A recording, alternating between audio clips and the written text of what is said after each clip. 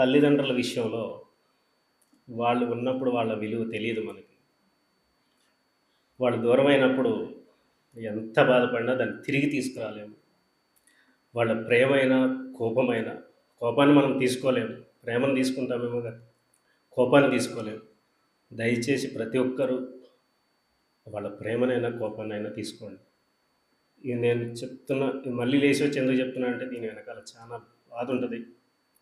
కాకపోతే మనం ఎదిగిపోయినాక ఆ రోజులు మళ్ళీ తిరిగి రావు.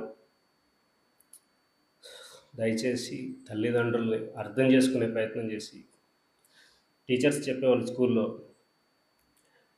ఎలాంటి పరిస్థితులు ఉన్నా మీరు చదువుకోండి. టీచర్ కొట్టినా తిట్టినా మీరు ఓన్లీ చదువుకోండి. వాళ్ళు తిట్టారని కొట్టారని మీరు దానికోసం వాళ్ళతో గొడవ పడి వీటిని సాగ్గా చూపించుకుని మీరు ఎదగాల్సినటువంటి వేలో ఎదగడం ఆపేసుకోకండి.